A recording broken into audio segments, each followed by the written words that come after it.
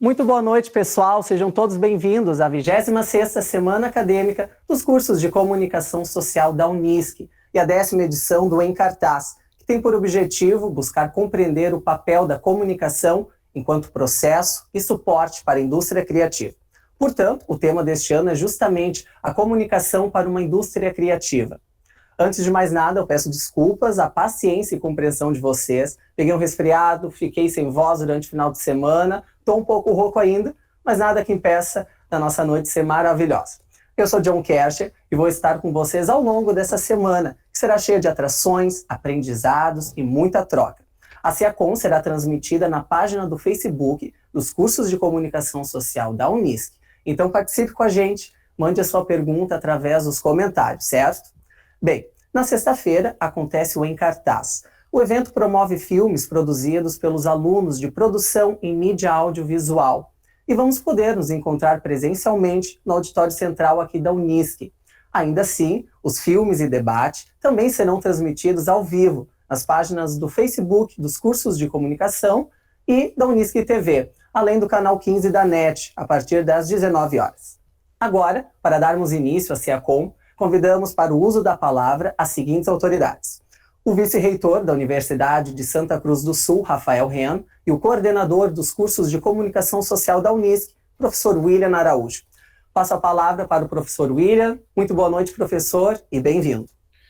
Boa noite, John. Boa noite a todos os nossos estudantes, colegas professores, técnicos administrativos que estão aqui, estão apoiando para que a gente esteja aí na 26ª Semana Acadêmica dos Cursos de Comunicação, né, marcando mais um ano da história dos nossos cursos, que vem aí ao longo dos últimos 26 anos colaborando com a nossa instituição, formando mão de obra muito qualificada, formando profissionais éticos, profissionais de alto nível para a nossa região e que atuam no Brasil todo. Então isso é um orgulho estar aqui. Infelizmente ainda estamos neste formato, né, mas é um formato que tem suas dores e suas belezas também. Hoje temos duas ótimas palestrantes, que talvez se não tivéssemos a oportunidade desse formato, não conseguiríamos contar com a presença delas. Então, fico muito feliz, de antemão já agradeço a Rose e a Patrícia pela disponibilidade, pelo interesse e pela colaboração conosco. Este ano, então, marca uma sequência, não sei se vocês lembram do tema da nossa última semana acadêmica, quando a gente discutiu a comunicação para um desenvolvimento regional, para a transformação da nossa região, né? E agora a gente quer propor o debate da indústria criativa justamente para isso, para pensar como a gente pode transformar a nossa região em um polo de produção criativa, né? Em um polo de desenvolvimento de produtos, de conteúdos, que vão, às vezes, além daquilo que a gente está acostumado nos meios de comunicação tradicional, né, possibilitando que a gente possa ter outras formas de organização profissional, cooperativa de jornalistas, cooperativa de produtores audiovisuais, novos formatos da criação publicitária, por exemplo. Então, a gente acredita que a comunicação é vetor fundamental dessa nova indústria e que essa indústria tem um grande potencial de transformar a nossa região, e de garantir que a gente tenha ainda mais relevância e possa produzir mais valor e mais transformação social, mais oportunidade, mais espaços de cultura e criatividade dentro da nossa região, que é bastante rica culturalmente e tem muito para que a gente possa colaborar e apoiar a partir da perspectiva da comunicação. Então, espero que tenhamos aí 4 dias ótimos de debate. Queria que todo mundo que possível pudesse ir ao Auditório Central na sexta-feira, acompanhar o Em Cartaz, para valorizar o trabalho feito pelos colegas de produção em mídia audiovisual e também para se reencontrar, para ser um marco desse retorno progressivo à presencialidade dos nossos cursos. Então, a gente vai fazer o máximo para garantir que vocês possam estar lá, levem suas carteirinhas de vacinação, para garantir que vão poder entrar e a gente vai poder se encontrar lá, se ver novamente e sentir o calor dessa convivência que nos falta. Uma boa noite a todos, uma boa semana acadêmica a todos, e passo a palavra e já agradeço a presença ao professor Rafael Ren, nosso vice-reitor. Muito obrigado, William. Quero já agradecer o convite que vocês fizeram. Em nome da professora Carmen, a nossa reitora, desejar um excelente evento a todos, mas eu quero inicialmente cumprimentar os coordenadores, o coordenador e a subcoordenadora dos cursos de Comunicação Social da Unisc, professor William, professora Patrícia. Eu vi que tem outros professores aqui também, eu não consigo enxergar todos na tela, mas o professor Leonel, o Rudinei, professora Cristiane e o professor Jair, talvez tenham outros. Mas, em nome de vocês, quero cumprimentar todos os professores dos cursos que atuam ao longo desses anos, levando a qualidade do ensino para os alunos da comunicação. Cumprimentar também, como o William já fez, todos os técnicos administrativos, tão importantes, que dão todo o suporte ao ensino, e principalmente, ou de uma forma muito especial, aos acadêmicos, aos alunos. E a vocês eu digo, aproveitem muito essa semana, não há dúvida nenhuma que uma semana acadêmica, ela qualifica muito o projeto de ensino de um curso. E eu estou aqui com a programação da semana, e parabenizo também, William, e todos os colegas, pela escolha do tema. Realmente, a comunicação social e trabalhar com a comunicação para uma indústria criativa é um tema muito atual, e com palestrantes, como o próprio William falou, de altíssimo gabarito. Quero, em nome da universidade, cumprimentar as duas palestrantes de hoje à noite, a Rose, também a Patrícia. Sejam muito bem-vindos. Agradecemos pelo tempo que vocês têm de trazer a experiência de vocês aos nossos acadêmicos. Sabe? William, tu falou uma coisa muito interessante, até anotei aqui para não esquecer de falar, de utilizar esses eventos, utilizar a comunicação social como uma forma de transformação. Isso leva o propósito da nossa universidade, que é uma universidade comunitária.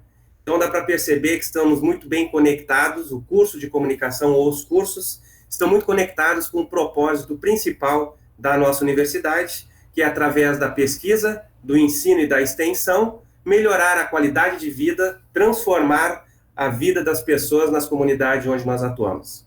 Não quero me alongar, agradeço muito o convite, parabéns pelo evento, uma belíssima semana, muito bem organizada.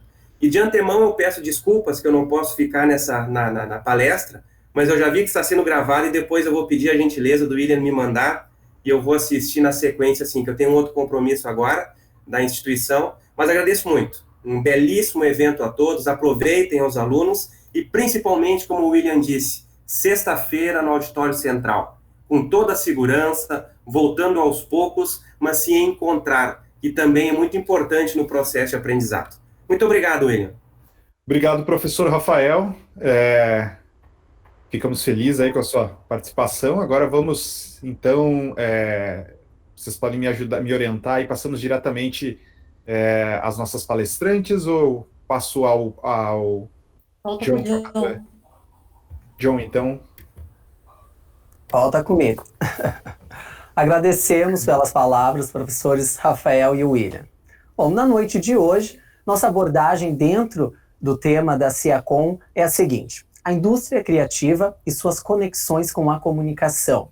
Para debater o assunto, contamos com a presença das convidadas Rose Meusburger e Patrícia Bernal.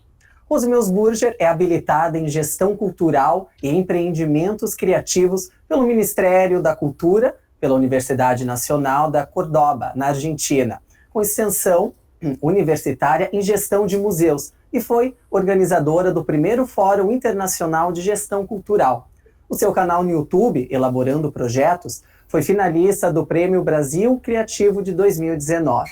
Ela participou também como escritora no livro Salve a Criatividade Salva, e atua na capacitação de agentes culturais e públicos, além de administradora em ONGs e coletivos artísticos desde 2003. Passamos a palavra para a nossa palestrante convidada. Rose, muito boa noite e bem-vinda.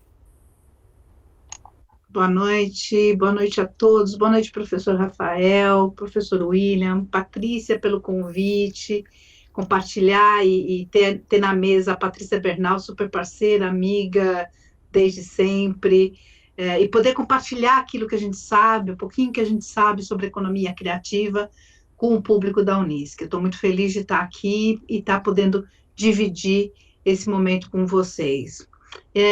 Eu vou fazer uma apresentação. Deixa eu colocar na tela a minha apresentação. Foi? Perfeito. Então, vamos lá. Eu gosto muito de tentar contextualizar antes da gente ir direto ao tema e direto à comunicação. Eu acho que a gente ainda tem algumas pessoas ainda têm muita dificuldade de entender o que é essa tal dessa indústria criativa, o que é essa economia criativa, né? O que ela significa para a gente. Eu não vou popular a minha apresentação, porque o John já fez isso com muita propriedade, então acho que a gente pode passar direto para o assunto. Eu vou falar de economia criativa como uma possibilidade de desenvolvimento local, passeando um pouco por aquilo que o William acabou de falar, né? Quais são as possibilidades que a cidade, que a localidade, que a região propicia para a gente alavancar novos empreendimentos e provocar algum tipo de desenvolvimento na localidade. É possível a arte e a cultura mudarem uma cidade? E aí eu gosto de citar como exemplo a cidade de Lancashire, na Inglaterra. Lancashire é uma cidade pequenininha, num lugar de muita ventania e morros, e alguns anos atrás o prefeito da cidade decidiu provocar os criativos na localidade e para tentar trazer mais turistas para a cidade, usando o que a cidade tinha de mais de maior problema, que era um vento cortante que simplesmente, em vez de atrair turistas, afastava os turistas. E aí ele lançou o desafio para arquitetos, engenheiros, designers, e fez lá um concurso, e no concurso foram premiadas algumas esculturas. Dentre as esculturas, foi premiada a escultura do artista Luc Sheehan, é uma escultura imensa, né? São vários tubos, ela está colocada, posicionada num dos morros na cidade, e o vento, ao passar pela tubulação, soa, ela toca uma música, enfim, ela provoca um barulho, um som. A escultura em si, essa é uma delas, né? Foram premiadas 4, 5 esculturas, essa é uma delas que eu gosto de usar como exemplo, porque ela provoca o vento, que era um problema, passou a ser uma solução criativa, inovadora. O vento fez com que hoje a cidade receba, em média, 35 mil novos turistas a cada mês. Então, é possível, sim, a gente provocar a criatividade local para atrair desenvolvimento. Já vindo para o Brasil, e aí eu vou falar de São Paulo, que é o estado onde eu estou, a gente tem um município chamado Embu das Artes, que nos anos 70, século passado, começou a ter como residência, ela serviu como residência dos hippies. E os hippies expunham os seus objetos nas praças e começaram a ocupar a cidade. E a cidade, aos poucos, cada comunidade trazia mais hippies para Embu, a ponto da cidade hoje ser mobilizada, e a economia da cidade está centrada nas artes e no artesanato que rola na cidade. Então, a cidade todinha hoje, aos finais de semana, as portas são abertas. Claro que durante a pandemia isso tudo sofreu, mas a cidade ainda é movida pelas artes. Ainda falando no estado de São Paulo, a gente tem Olímpia. Olímpia é a cidade brasileira capital do folclore, mas o folclore a gente só comemora em agosto, e o município recentemente ganhou um incentivo como município de interesse turístico, porque além do folclore comemorado em agosto, atraindo turistas para a cidade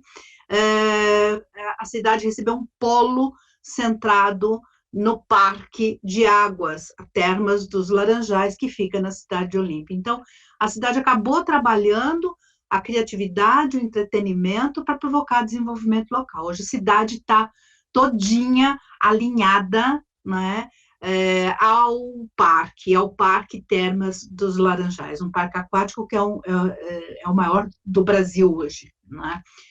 A economia criativa, ela não é tão nova, ela é uma coisa que nasceu lá em 1994, quando Paul Keating, tentando descobrir ou provocar desenvolvimento na Austrália, criou as primeiras políticas públicas focadas em criatividade e inovação. a ponto de criar um novo termo, ou nação criativa, e indústria criativa vem em seguida, esse termo fica cunhado ali a partir de 1994. O Tony Blair, em 1997, ele desenha todo o seu programa de governo centrado na economia criativa. Se a gente for lembrar ali as Olimpíadas de Londres, as Olimpíadas, a abertura estava centrada todinha em economia criativa. Todas as apresentações estavam com um vínculo muito forte com teatro, dança, música, bandas de rock, toda a apresentação, abertura e encerramento centrada em eventos da economia criativa. Hoje, a Inglaterra tem um forte apelo de desenvolvimento com esse foco. E, obviamente, da Inglaterra para o resto da Europa e para chegar no Brasil, a coisa começou a se espalhar. No Brasil, a gente teve, entre 2010 e 2014, uma Secretaria de Economia Criativa no nível federal, embaixo do Ministério da Cultura. Ela existiu durante esses 4 anos, a responsável pela Secretaria de Economia Criativa era a Cláudia Leitão, foi ela que desenhou o primeiro plano da Secretaria da Economia Criativa, com base nessas políticas e diretrizes que servem ainda nos dias de hoje. Claro que o governo federal, infelizmente, nos dias de hoje, não usa isso como lição de casa para poder fazer o desenvolvimento que a gente poderia ter, inclusive, nos dias de hoje. Mas existe o plano e a gente pode usar em outras instâncias, pegar esse plano que já foi desenvolvido e trazer para o nível estadual, para o nível municipal, e tomá-lo como base para desenhar as políticas locais. A economia criativa, como definição, segundo a Ana Carla Fonseca, que é uma das pessoas que mais entendem de economia criativa no país, ela afirma que a economia criativa abrange todo o ambiente de negócios que existe em torno da indústria criativa, aquela baseada em bens e serviços criativos. E o SEBRAE define que é o conjunto de negócios baseados no capital intelectual e cultural e na criatividade que gera valor econômico. A economia criativa está centrada em tecnologia, inovação e criatividade. São os 3 grandes pilares que focam e que provocam o desenvolvimento de negócios criativos. A economia criativa, segundo a definição que a gente tomou lá da Inglaterra, a gente traz para o Brasil. A UNCTAD definiu, inclusive, dividiu em setores criativos. Eu ainda gosto mais, a Patrícia vai falar um pouco da divisão que o ICRIEI desenhou para os setores da economia criativa. Eu até gosto mais, que ele é mais intuitivo e mais fácil de entender, mas a UNCTAD define como sítios culturais, manifestações tradicionais, no eixo patrimônio, no eixo das artes, e a gente envolve aí todas as artes, performáticas e artes visuais, as mídias, onde toda a comunicação estão centradas, as publicações em mídias impressas, o audiovisual e as criações funcionais, novas mídias, serviços criativos e design. Essa é uma divisão básica feita pela UNCTAD, que a gente toma emprestado e usa no Brasil essa divisão.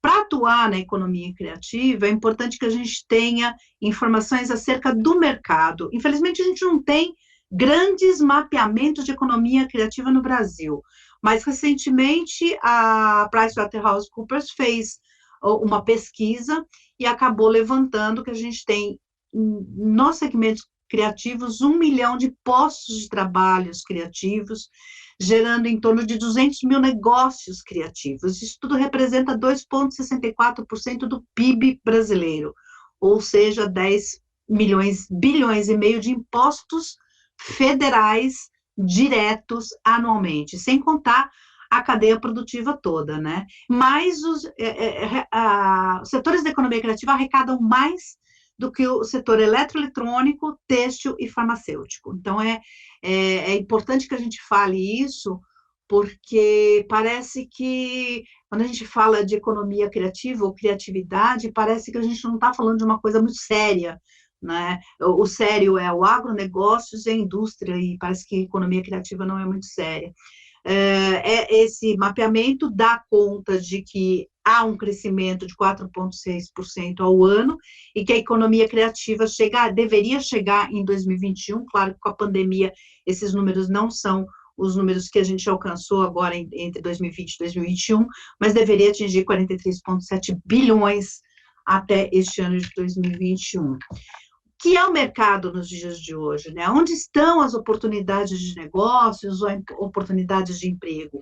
Quando a gente vai buscar essas informações de mercado, a gente percebe que 80% dos empregos não estão nas multinacionais, estão nas mãos das pequenas e médias empresas. E as pequenas e médias empresas são a potência da economia criativa. A indústria, como a gente conhece, linha de produção, grandes montadoras, ela está em declínio. Todas as mais recentes pesquisas, a gente percebe que a gente está chegando a um momento de desindustrialização. Então, a gente tem que perceber esse movimento do mercado e entender que a economia criativa é a bola da vez, não é? Serviços e comércio crescem todos os dias. Se a gente pegar qualquer associação comercial industrial de qualquer município e pedir esse mapeamento, a gente vai perceber.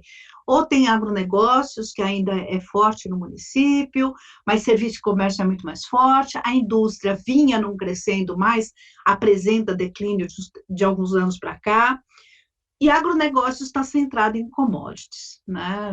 O que a gente come não é a soja que é exportada, né? Então, a gente precisa prestar atenção que o grande pool de agronegócios que move a economia brasileira é um agronegócios de exportação e não de arroz e feijão para o prato do dia a dia.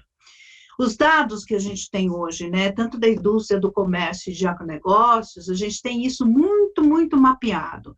A indústria sabe o quanto vende, o quanto tem de mão de obra, o quanto ganha todo mundo, se teve acréscimo ou decréscimo, se está importando, se está exportando. Isso tudo está muito bem mapeado na indústria. No setor de varejo e comércio também, a gente tem grandes mapeamentos, grandes detalhes a respeito dos segmentos comércio, né? E agronegócios da mesma forma, principalmente quando a gente fala de commodities. Isso não é realidade nos segmentos da economia criativa. Quando a gente pergunta quantos designers a gente tem no país, a gente não tem isso mapeado. Quantas indústrias criativas a gente consegue fazer um mapeamento não tão fiel, não tão real, quanto os mapeamentos dos outros segmentos, né? A Federação Internacional da Indústria Fonográfica, num relatório global de 2017, aponta um crescimento de 8,1% no mundo dessa indústria fonográfica. E a gente, às vezes, acha que a indústria fonográfica não está crescendo, tendo em vista que tudo está nas mídias digitais. A gente tem, sim, uma indústria fonográfica e ela está crescendo. No Brasil, o crescimento nessa mesma época foi de 17,9%. Então, há um crescimento, sim, né, mapeado por esse relatório global de 2017. Nunca se vendeu tanto instrumento musical como durante a pandemia, né? A Fender vendeu mais guitarras em 2020 do que em qualquer outro ano da sua história. Então, a gente percebe que há, sim, um movimento para consumo de entretenimento, consumo de tudo aquilo que é possível ser produzido nas indústrias criativas. E dados importantes de maio de 2021, agora bem fresquinho, né? Que está na revista da ACI de Santa Cruz do Sul. Viva o agro, mas salvemos a indústria. E aí, num parágrafo, o senhor César Antônio Siquiato, que é o vice-presidente da Associação Comercial e Industrial de Santa Cruz do Sul, ele diz: ao analisarmos as 30 maiores economias e que representam 90% da indústria de transformação no mundo, o Brasil se apresenta como o país que mais se desindustrializou nos últimos 48 anos. Coincidentemente, no ano passado, o Brasil completou 40 anos de crescimento econômico abaixo da média mundial. Ou seja, o nosso pífio crescimento nesse período tem como principal componente a desindustrialização. Em meados da década de 80, o peso da indústria de transformação no PIB era de 27,3%, baixou para 17,8% em 2004, e em 2018 foi de 11,3%.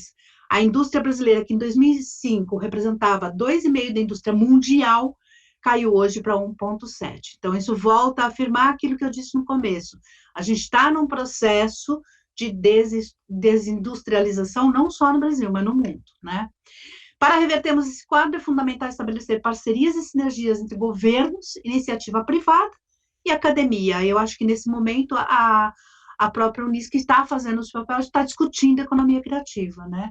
Melhorarem muito nossas posições vexatórias nos rankings mundiais de inovação e produtividade através da transformação digital com as tecnologias disruptivas, a indústria 4.0 e a internet das coisas.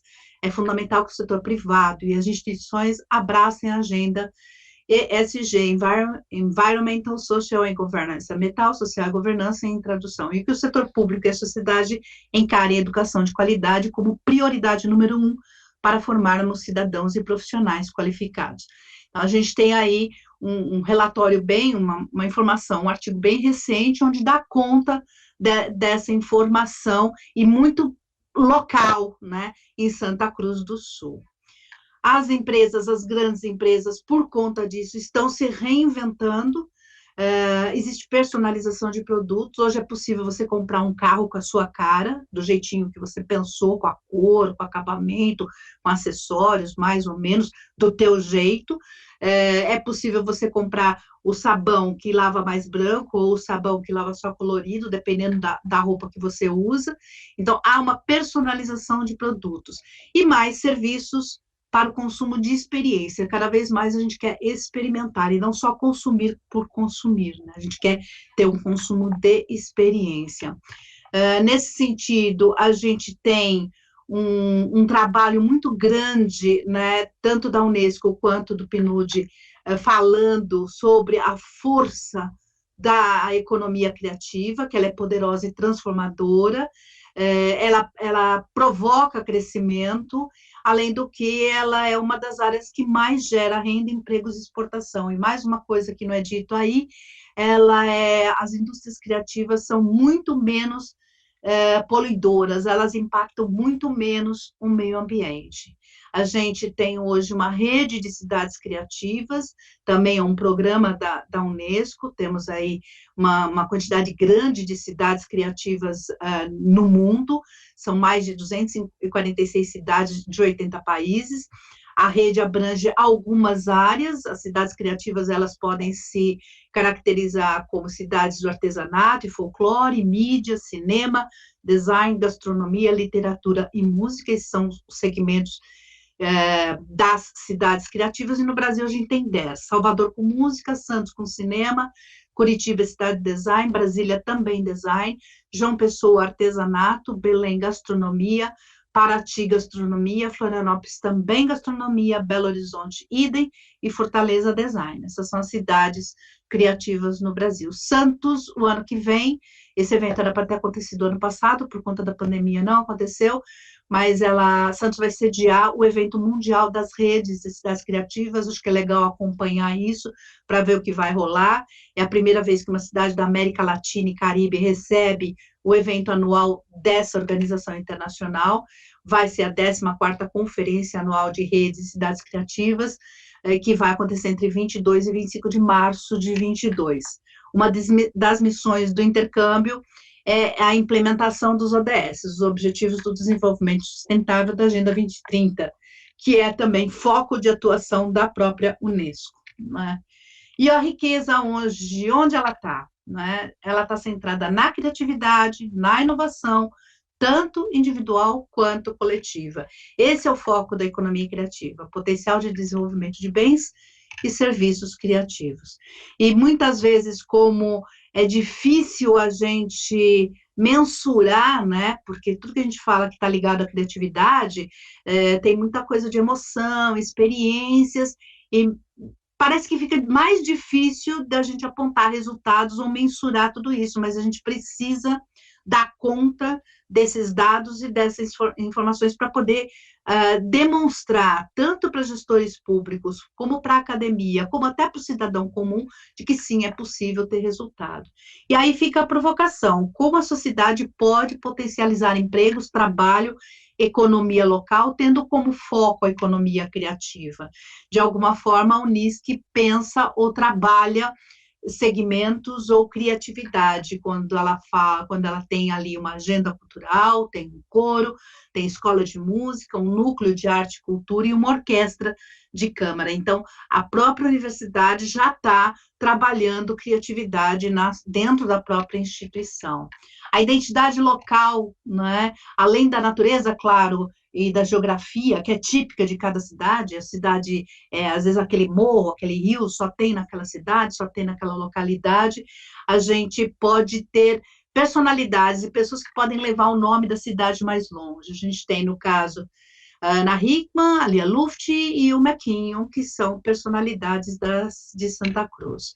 Em 2018, o PIB da cidade figurava entre 9,4 bilhões de reais, o sexto maior do estado, enquanto o índice de desenvolvimento humano, IDH, era de 0,73 em 2010. Acima de 0,7 é considerado um índice legal, um índice alto de IDH.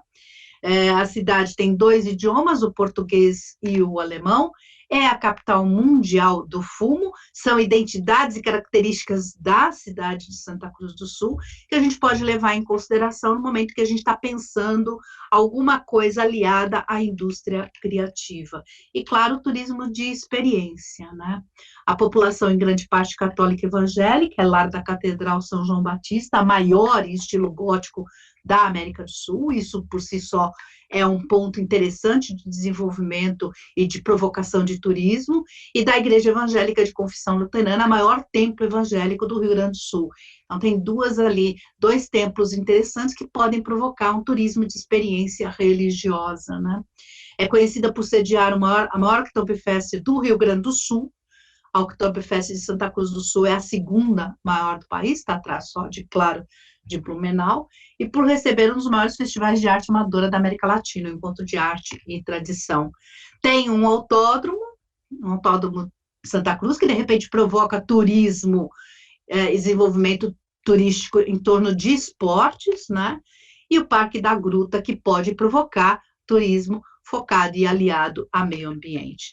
E além da Rota Germânica. Então, são pontos interessantes que, em algum momento, eu, de longe, pensando possibilidades para a cidade, para a região, a gente percebe que existem, sim, algumas coisas que podem provocar. Basta a gente ter o olhar e começar a desenhar produtos e alavancar isso, né? Um trabalho de comunicação pode ser bem legal. Encerrando, eu gosto de deixar sempre essa frase que eu acho que ela é provocadora e faz com que a gente pare para pensar, né, que um dia vão entender que cultura não é cereja, cultura é o fermento do bolo. E aqui eu encerro a minha fala, grata novamente e disponível para as questões e para o debate. Obrigada. Muito obrigado pela excelente fala, Rose. E agora, a convidada Patrícia Bernal. Patrícia é bacharel em Comunicação e Jornalismo pela PUC Campinas e AMB Morumbi. É especialista em audiovisual e conteúdo multimídia, documentarista, fundadora e jornalista curadora da empresa eCreate e do núcleo eFilmes. No YouTube, possui um canal de empreendedorismo audiovisual chamado Câmera na Mão. Além disso, é fundadora do Grupo MUFA, Mulheres Filmmakers e do Audiovisual, projeto social de incentivo às mulheres que trabalham na área. Seu primeiro filme, Porque a Criatividade, está em desenvolvimento. Patrícia trabalha há mais de 14 anos com comunicação e conteúdos multimídia para empresas de pequeno, médio e grande porte, bem como empreendedores individuais e o mundo das startups. Passamos a palavra para você, Patrícia. Boa noite e bem-vinda. Boa noite. É John seu nome, é isso? John Casher? Gente, John Casher. Que nome maravilhoso. Né? Ô, Rose, ele falando assim, a gente fala, uau, né? Somos a gente. Nossa Senhora, maravilhosa essa apresentação. Parabéns aí, John. Gente, obrigada, William, obrigada, Patrícia, obrigada, Jair, todo mundo que tá aqui pela apresentação. A Patrícia viu que tava numa correria louca aí, esse mundo criativo tá demandando muito da gente, o pessoal quer tudo para ontem. Mas eu vou entrar um pouco, então, na minha fala sobre onde que eu me situo dentro desse mercado criativo, as ideias criadas e como vou trazer um panorama aí da vivência na prática no mercado criativo, e o que eu estou buscando organizar. E a Rose sabe da minha... Achei muito legal, foi coincidência, tá, gente? Eu conheci a Rose aqui, quando a gente viu, tava junto. E ela sabe do meu desejo de ajudar também a organizar e a comunicar, através da comunicação mesmo, de filme, de portais, de artigos, de conteúdo, o que é esse mercado, o que essa galera faz e por que os criativos são tão importantes hoje em dia e estão sendo cada vez mais valorizados, embora não estejam aí tão bem organizados em algumas em políticas públicas e dentro do próprio dentro da própria rede de criativos, né? Bom, eu fiz uma apresentaçãozinha aqui, para ser bem coisa também bem rápida para eu ir falando, que eu vou mostrando várias coisas aqui, e aí eu vou compartilhar minha tela. Vamos ver se vai dar certo aqui. Estão vendo aí, gente? Sim. Então, beleza. Eu vou ficar mexendo aqui, que eu separei várias coisas. Então, só resumindo quem sou eu jornalista, sou educadora, de vez em quando dou uns cursos aí dentro da minha especialidade como criativa, sou filmmaker, então dentro da área, eu acabei me especializando, trabalhei 6 anos só como jornalista multimídia, já trabalhei em rádio, trabalhei em revista, recusei de trabalhar no jornal, trabalhei com internet, trabalhei um pouquinho com TV, então eu acabei trabalhei com blog, algumas mídias diferentes, e aí depois eu decidi me especializar na comunicação audiovisual, tá?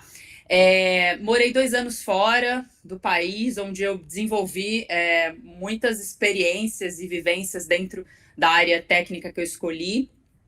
Sou criativa, sou bastante impaciente, estou aprendendo um pouco com a paciência, tenho muitas inseguranças, então estou sempre estudando. Esse lance aí do lifelong learning, para quem é inseguro, é eterno. A gente quer, né, sempre tá estudando e acaba, na verdade, até estudando, não tendo tanto tempo de estudar, quando a gente está trabalhando demais, e isso cria uma certa ansiedade, porque hoje tem muito conhecimento disponível aí.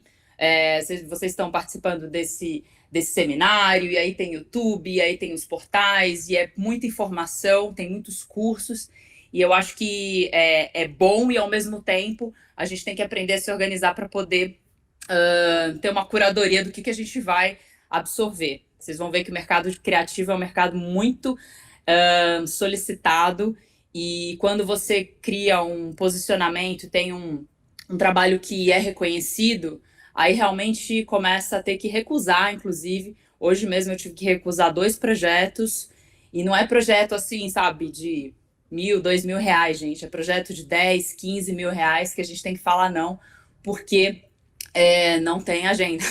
Então é um mercado que, dependendo de algumas áreas aí criativas, está super aquecido, e dependendo de como que o mercado te enxerga, se ele enxerga valor em você, você acaba ficando com a agenda bastante cheia. Então, eu tenho uma visão super positiva, mas eu também vou trazer o lado difícil dos criativos, tá bom?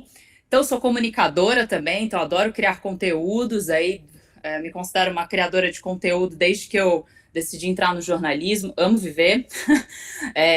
E gestão, para mim, acho que a Rose é uma excelência em gestão, né? Até porque ela faz gestão de projetos, tem que ser, né, Rose? Mas, assim, para o criativo, para o empreendedor criativo, eu já fui funcionária, CLT, já fui freelancer, autônoma, empreendedora, e agora eu estou querendo aí ser empresária no ramo criativo com a minha empresa. Então, são vários desafios para um criativo que sempre se dedicou à parte de criar, e aí entra a parte de gestão, que é um outro mundo, e que os criativos estão indo atrás dessa informação, tá? Eu criei a minha empresa, um portal de conteúdo para iniciar artigos e uma cobertura para o mercado criativo. Criei o portal também, é o nome do portal, o nome da empresa. E qual foi o meu insight? Eu comecei a ver que dentro do mercado criativo a gente tinha muita... enfim... eu tinha muitas buscas, né, pessoais aí. Então, por que eu gostava de estar dentro da área criativa? Porque tinha mais autonomia, né? Eu podia mostrar a minha visão de mundo, eu podia colocar a minha opinião de forma clara, eu podia criar o que eu quisesse com aquilo que eu acredito.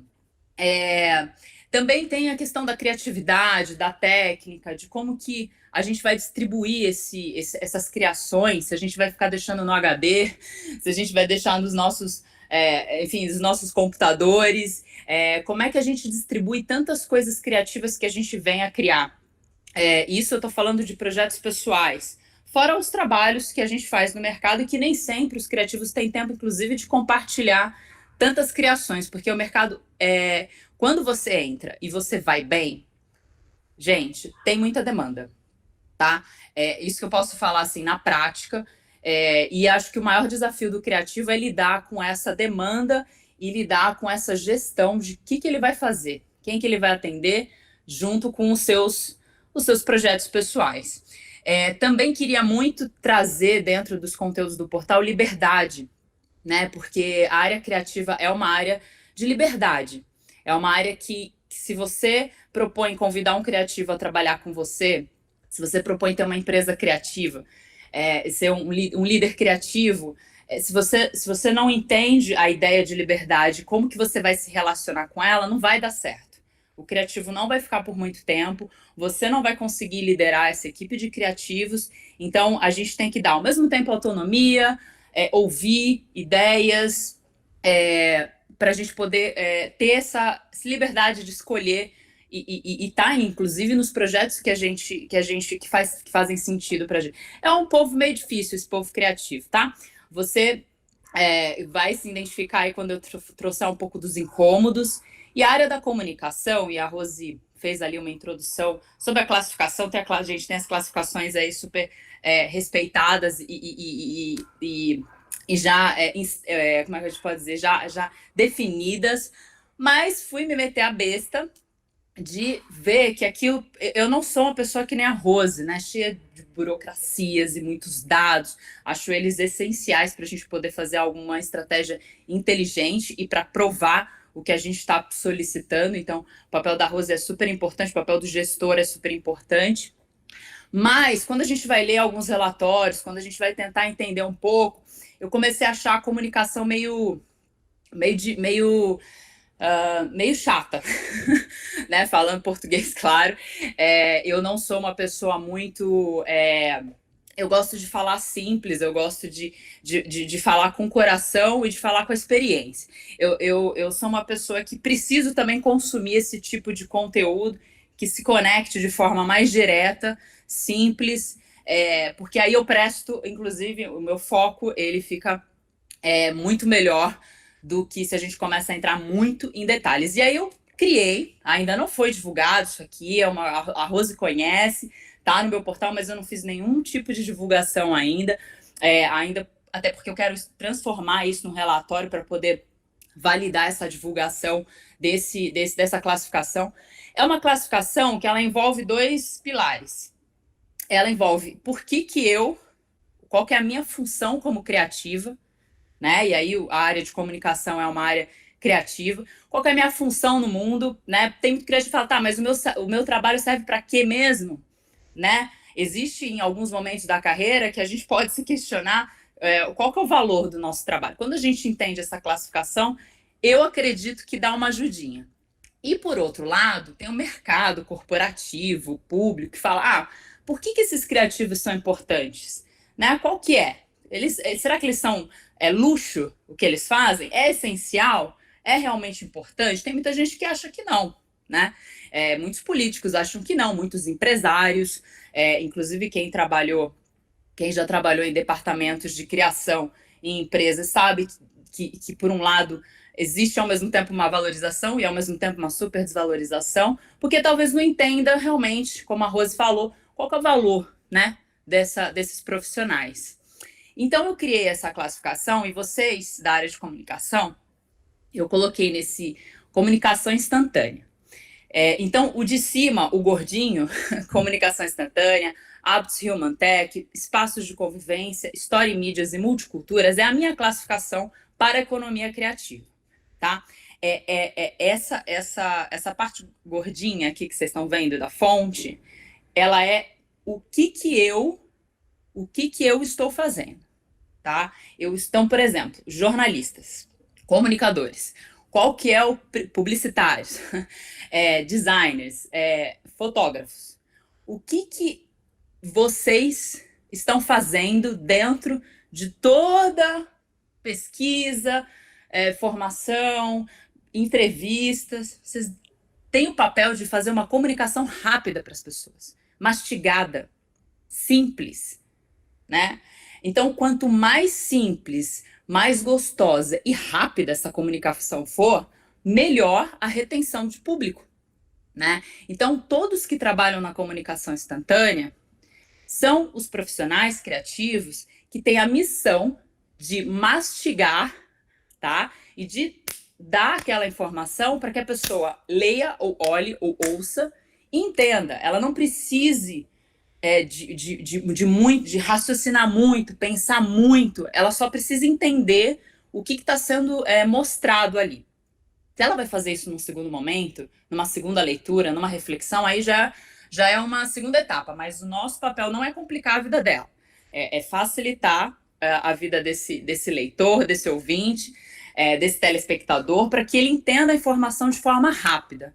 Por isso que o jornalismo, ele tem muito, obviamente, se a gente vou entrar no jornalismo literário, não estamos entrando, estamos falando do jornalismo do dia a dia, dos artigos, dos blogs, dos jornais, etc. A gente está falando de algo que a pessoa parou para ver as informações, então é por isso que é instantâneo, tá bom?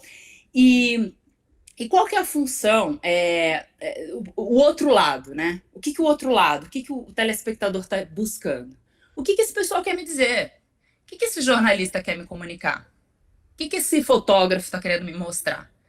O que esse designer está querendo que eu veja com essa arte? Né? Então, para o público, o que eles querem me dizer? O que eles estão buscando com essa informação? Tá? E aí depois, gente, tem as outras classificações que eu acredito que não vou entrar aqui, porque senão fica muito longo, mas a ideia é você sabe que você deve fazer uma comunicação instantânea com várias habilidades aqui, que eu coloquei aqui abaixo. Transmitir uma mensagem, pode ser foto, ilustração, publicidade, design, notícia, ação de marketing de guerrilha, né? Isso está dentro do escopo do jornalista. Não é muito comum marketing de guerrilha aqui dentro do escopo de marketing no Brasil, mas em alguns países é bem forte, na Europa, em alguns países da Europa, nos Estados Unidos, que é o intuito de impactar as pessoas na hora. Então, domínio de tendências visuais, tudo que envolve imagem, sensibilidade humana para ver onde vai pegar, onde pega rápido, né? Que emoção que pega rápido, objetividade, linguagem simples e muito criativa. Então, quanto mais... o que é linguagem criativa, né? É uma linguagem que a pessoa não veja aquela informação como se ela estivesse vendo o de sempre.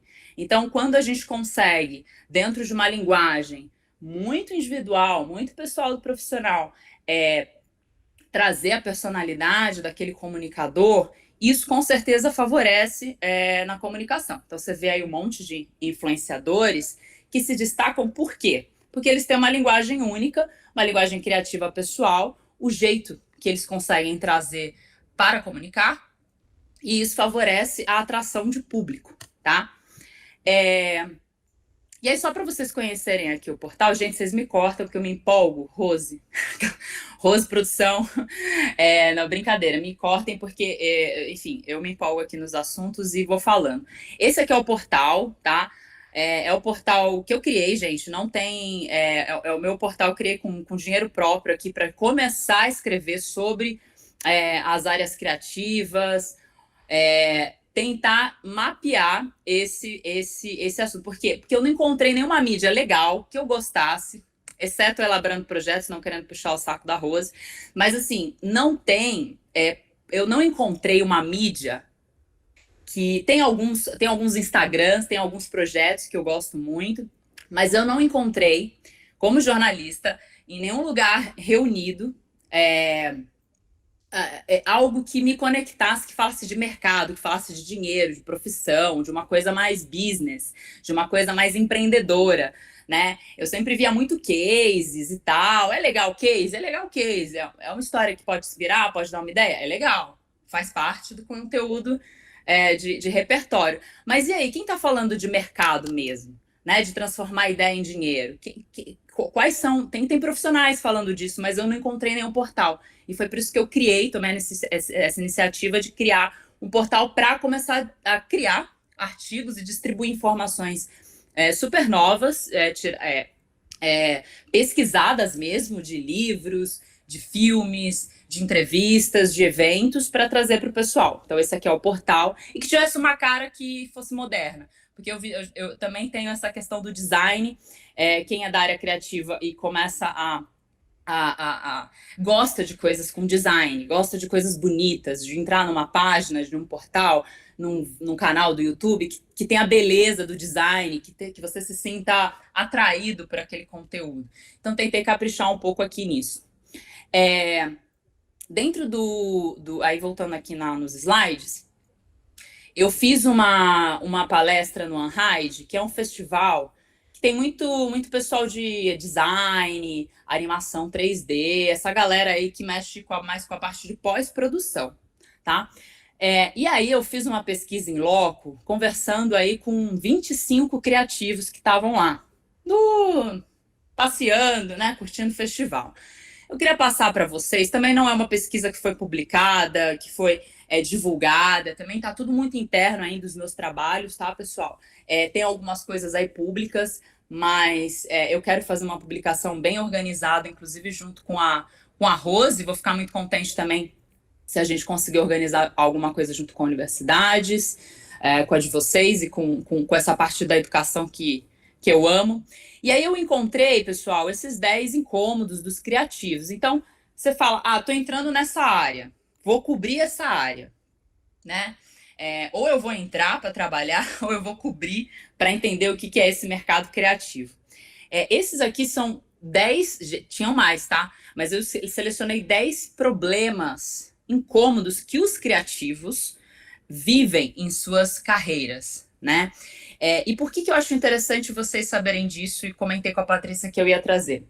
Porque dentro do filme que o John falou, que está em desenvolvimento, qual que foi a minha dor ali?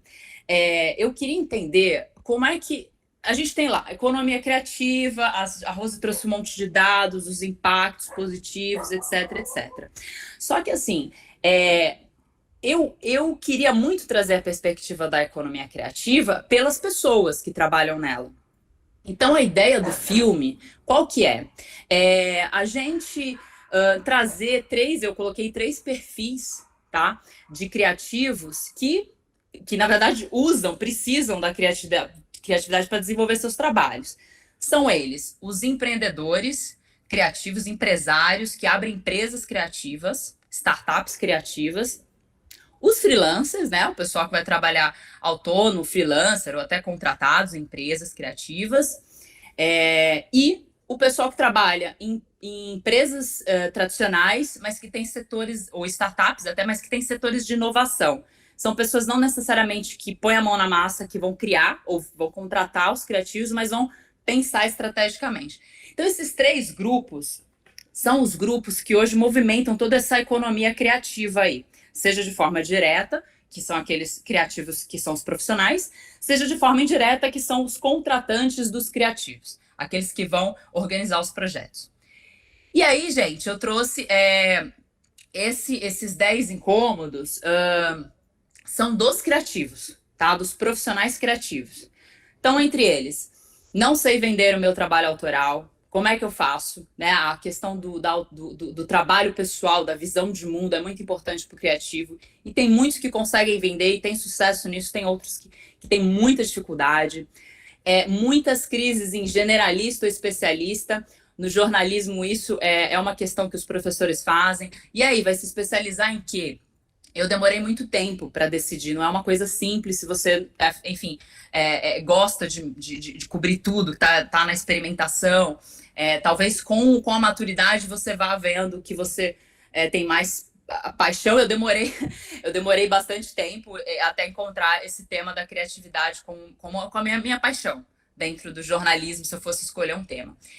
Não sei me posicionar como artista, não sei criar meus trabalhos pessoais, dificuldades de desenvolvimento de projetos pessoais, dificuldade de lidar com o cliente. Essas coisas tudo a universidade, ela pode trazer, né, dentro aí do seu escopo de educação, esses problemas reais que acontecem, esses questionamentos. Por isso que eu acho que é importante esse trabalho que vocês estão fazendo, de ouvir o que está acontecendo aqui, né, nesse mercado.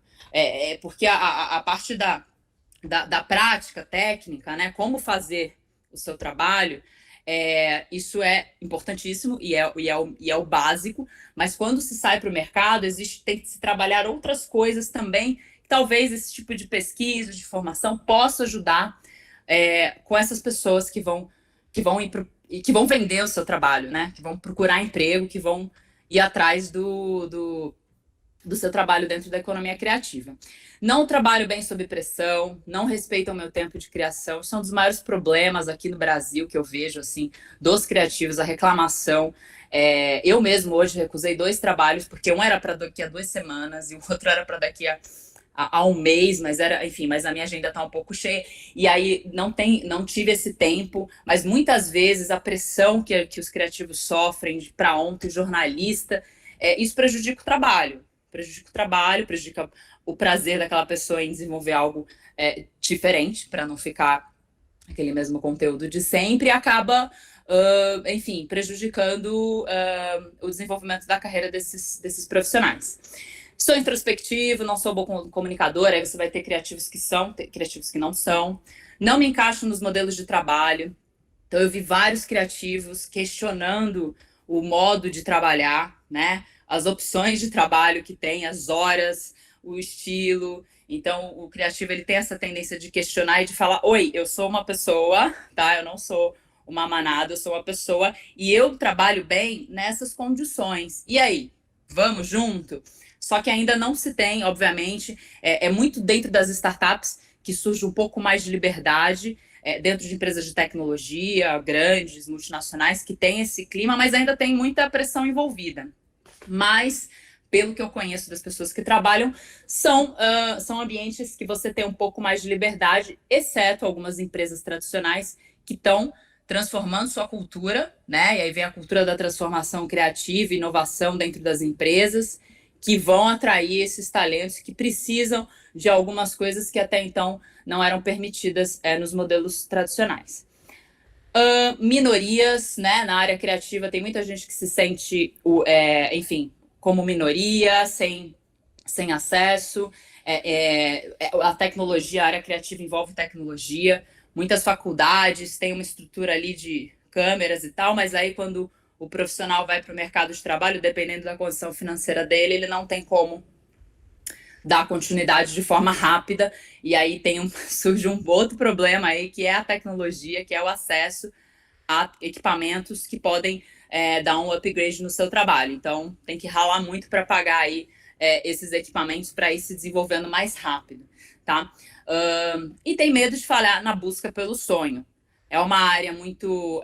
eu acho que o mercado criativo ele é muito para todo mundo, qualquer um pode entrar no mercado criativo, existem muitas opções e eu acho que você não precisa escolher uma área só. Então eu entrei como jornalista, trabalhei muito tempo, trabalhava em revista, comecei a me incomodar com texto, queria uma coisa mais completa e fui para o audiovisual, que é onde que eu sentia que eu podia me aprofundar, que eu podia viver mais, enfim, produzir, né, de uma forma mais completa do que só em texto.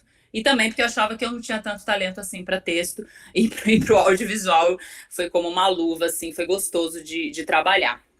É isso, gente. Aí eu queria só mostrar, se fosse possível, o trailer aqui do filme, que está em desenvolvimento.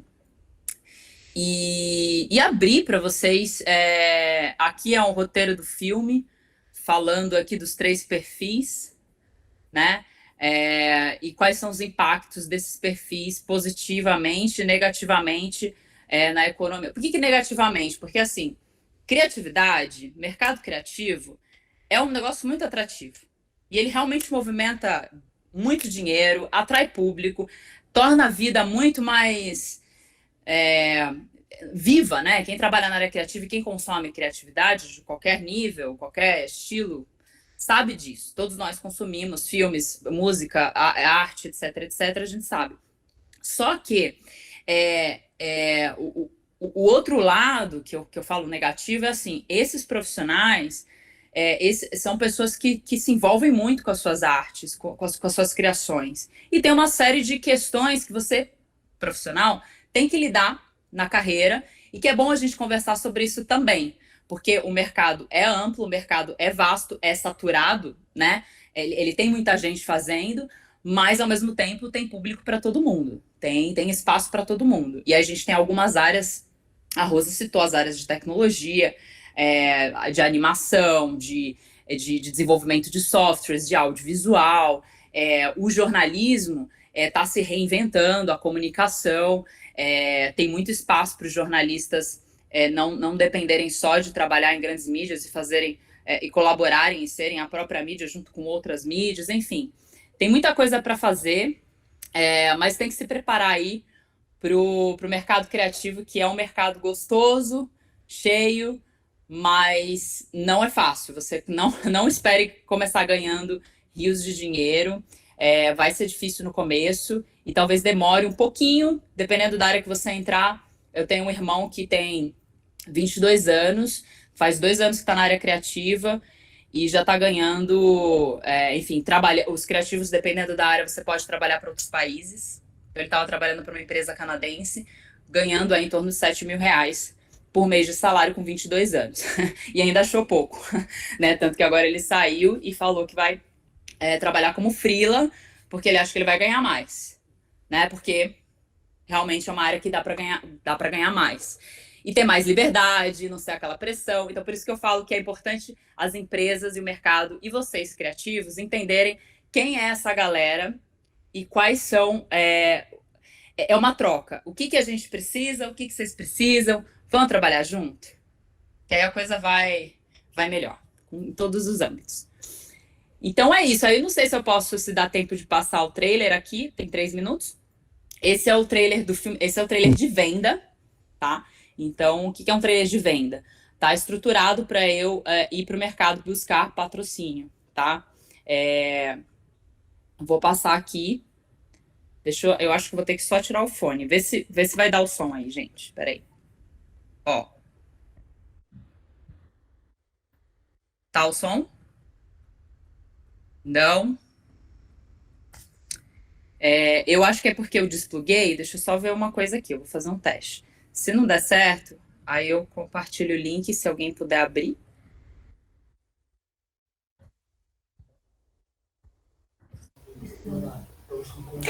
Não está com som, Patrícia. Tá, eu vou passar no chat, aí se alguém puder compartilhar, que foi geralmente quando eu desplugo do fone de ouvido. Eu posso compartilhar. Tá, vou mandar aqui. Aí vocês vão entender, na prática, essas dores dos criativos ditas por outros criativos. Vou parar de compartilhar aqui. E aí eu só queria indicar alguns livros no final, antes de abrir aí, só para...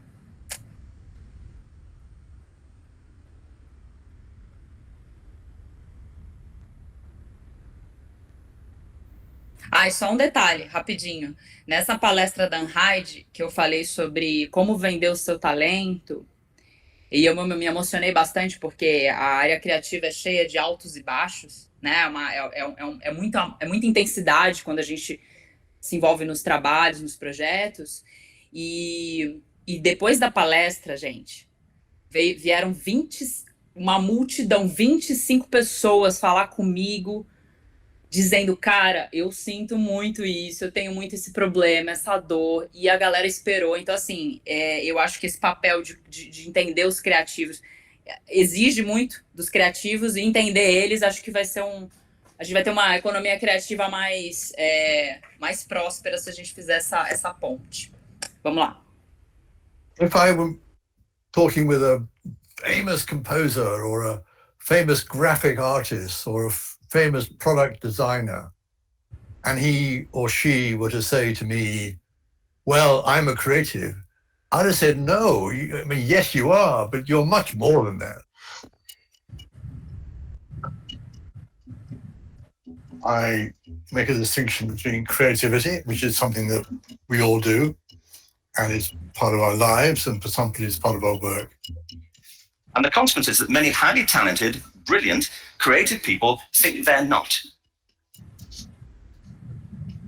For a long time, I thought I was not creative because there is, I think, a misconception between creativity and being artistic. And I think I'm really creative with numbers. But your value is not just in your ideas in a general sense, but in your ability to deliver those ideas, enhance the activity that you're doing and the organization is doing. And then I talk about the creative industries, the creative economy, which is when we turn our ideas into money. Eu acho que não apoiar, não incentivar a economia criativa é apenas uma posição de inércia que está sendo mais ou menos vencida pelas circunstâncias, pelos fatos. Você não precisa de artistas. Então fecha os olhos, mora no breu. Esquece de arte. Eu acho que é uma questão de tempo. A cadeia produtiva em cada um dos segmentos da economia criativa são importantes, provocam esse desenvolvimento e fazem a diferença no desenvolvimento brasileiro e no PIB nacional. Infelizmente, a gente tem poucos dados, poucas informações, alguns relatórios e algumas pesquisas que fazem com que a gente perceba que esse sim é o mercado. A questão é o como que eu estou inserido dentro dessa lógica de mercado. Individualizado, atomizado, precarizado. Tive uma trajetória um pouco perturbada, assim, entrei como assistente de arte, sem ganhar nada, na publicidade, passei para assistente de produção, tirava lixo, varria chão, fui para o set de filmagem. It's very competitive, so it's hard to get interest. E agora eu busco uma intersecção entre poder ter a liberdade de fazer o meu trabalho, mas uma maneira que me garanta uma segurança financeira. Acho que a criatividade daqui do Brasil se compara ao nível do exterior, mas ainda falta um pouco de investimento e estrutura das empresas, porque elas são muito jovens ainda, né? O reconhecimento da criatividade é um reconhecimento de uma parte não principal do sistema, porque a parte principal do sistema é o lucro. Quando você vê o seu concorrente está fazendo melhor, você tem que ser mais criativo que o seu concorrente, porque senão você vai perder o cliente. Creativity is very, very specialized, and the organization has to recognize that. Quando você tem um espaço grande assim, a solução natural é a curva, não é a linha. É preciso fazer alguma coisa, inovar no mercado onde atua, mas não sabe muitas vezes por onde começar. Innovation is making something different and hopefully better in a way that other people can duplicate. Cara, não é pensar fora da caixa, é você olhar a caixa, você ver o que dá para fazer com ela, sabe? É ter um senso mais crítico da coisa. Por que mudar a caixa?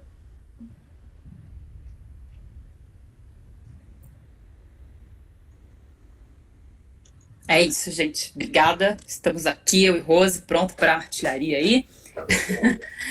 E as perguntas. Bom, Patrícia, muitíssimo obrigado pela tua participação. Nós começamos agora com a rodada de perguntas. Eu começo com uma pergunta da professora Patrícia Schuster para a Rose.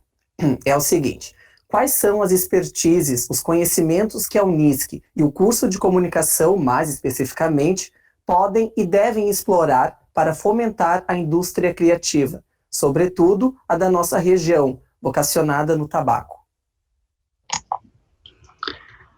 Bom, eu acho que a Patrícia resumiu bastante, né, quais são as expertises que o profissional... Eu acho que uma coisa que a gente precisa ter, além de, claro, a criatividade, é curiosidade.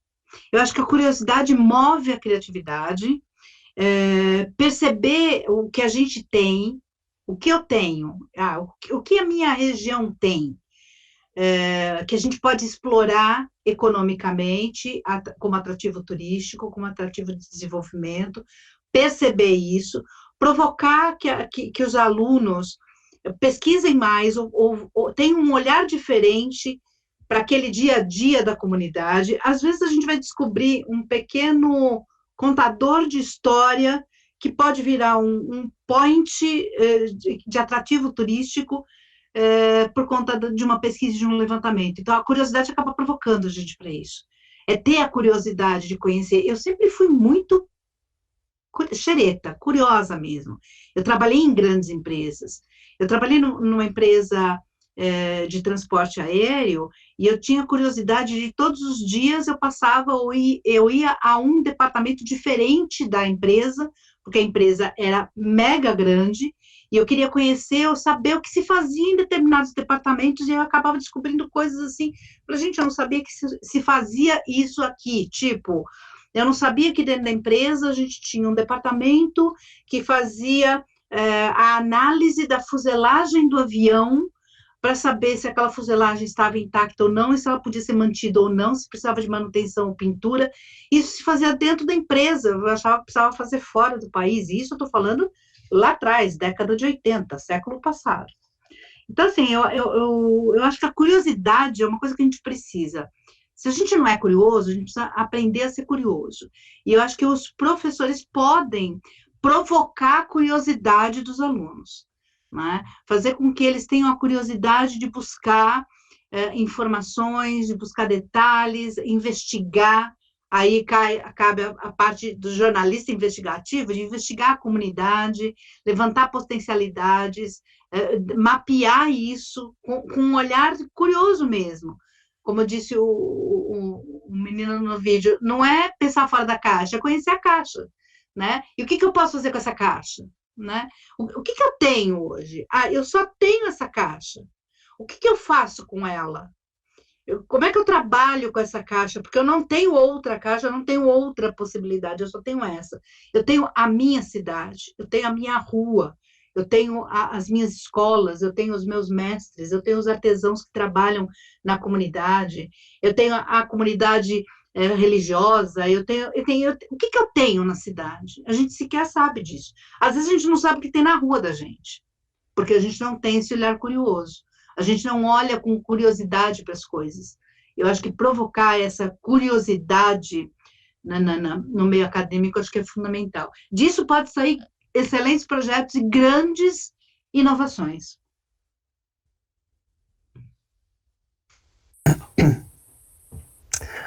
Muito obrigado.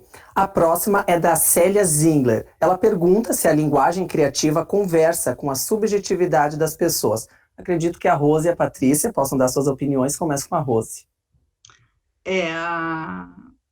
As pessoas têm muita dificuldade como a Patrícia falou, né? Ela tem muita dificuldade de ler coisas, ou entender coisas mais complexas. Acho que todos nós, de alguma forma, temos dificuldade. Quando eu pego um texto acadêmico, eu tenho que ler várias vezes, às vezes, para poder entender o que está escrito ali. Se a gente que tem mais facilidade, ou tem o hábito da leitura, tem dificuldade com determinados textos, o que dirá outras pessoas que, às vezes, sequer conseguem ou sabem ler. Então, trabalhar com metáforas, trabalhar com a subjetividade, trabalhar com as emoções, podem fazer as pessoas entenderem melhor aquilo que a gente está querendo dizer. Eu acho que eu consigo, muitas vezes, destrinchar o que é um pouco mais complexo, porque eu leio, eu releio, eu interpreto, eu transformo aquilo que eu li e reli num texto, num roteiro que fique mais palatável e que o outro possa entender. Isso eu faço quase como rotina no meu dia a dia, porque por conta do canal, eu falo com públicos os mais diversos. Eu converso desde o indígena perdido na floresta até o menino do hip hop das periferias. Então, eu preciso ter uma forma de falar que provoque o entendimento. Ele precisa entender aquilo que eu estou falando, né? Trabalhar com as emoções, trabalhar com a provocação, trabalhar com essa provocação de estímulo ao que é emocional, pode surtir bons efeitos, mas precisa saber trabalhar, porque senão você pode, né, quando você provoca, você pode provocar de uma maneira que não seja tão eficiente e pode ser um furo no pé. A pessoa, ao invés de entender, pode se revoltar e vir contra você. Então, é trabalhoso, é complicado, mas eu acho que é possível, não é uma coisa tão impossível. Patrícia complementa. Em função das experiências que ela teve com criativos, acho que ela pode complementar bem legal. Eu acho assim, subjetividade, eu já conversei com alguns criativos ali do ICRIEI, e às vezes a pessoa, ela tem um sentimento, uma emoção, algo que ela quer expressar, algo que ela quer comunicar, mas tem muito essa ideia de você ser diferentão, né? E aí você quer trazer uma arte, uma proposta que ninguém vai entender. E aí eu lembro que eu recebi uma arte de um ilustrador, eu falei, cara, eu sentia que ele queria comunicar uma mensagem, mas ele fez de um jeito que estava difícil entender. E aí, qual foi a minha dica para ele? Eu falei assim, olha, a gente pode fazer qualquer tipo de arte, a gente pode usar qualquer uma das áreas criativas para se expressar, mas se o objetivo é fazer com que o outro se relacione com você, entenda o que você está querendo dizer, você tem que ser claro. Pode ser de diversas formas, mas a subjetividade, como ela é algo meio complexo, que envolve emoção, eu acho que você pegar isso e aplicar dentro da área criativa de uma forma clara, aí sim eu acho que conecta. Agora, trazer sua subjetividade que está caótica para um trabalho, para uma comunicação, para um trabalho mesmo criativo, sem ter essa preocupação com o público, né? Eu acho que os jornalistas, os comunicadores, eles fazem esse papel muito claro, muito simples, pensar dessa forma. É óbvio que eu tenho que ser claro, que senão ninguém vai ver o que eu estou fazendo, mas vale para todas as áreas criativas.